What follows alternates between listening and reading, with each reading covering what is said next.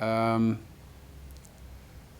I think I started out as a groupie. Really, I knew a drummer in the band called the Preachers, Tony Chapman, and incidentally, he was the first drummer of the Rolling Stones. And he always says he's pretty pleased that he didn't stay, because he would have bought a GT40 and wiped himself out many moons ago. But that's another story.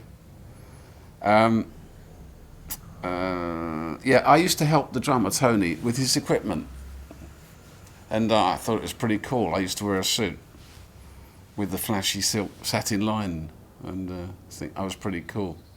I used to smoke Peter Stuyvesant and get filthy carrying these drums. I mean, not right really. Anyway, their bass player left. Keith Temple, his name was. God, I'm like an encyclopedia today. Keith Temple, he left, went back home to Lincolnshire, and Steve Carroll, God rest his soul, one of the finest guitarists ever, especially Chuck Berry guitarist, who died in a car crash a few weeks after that. He said, "Why don't you learn bass? I'll teach you bass." So he gave me 4 grueling days, and the 5th day was my first gig on bass guitar. Never played one before in my life. Terrifying, covered in blisters, really hurt. So that's how I started, and I thought, this is nice.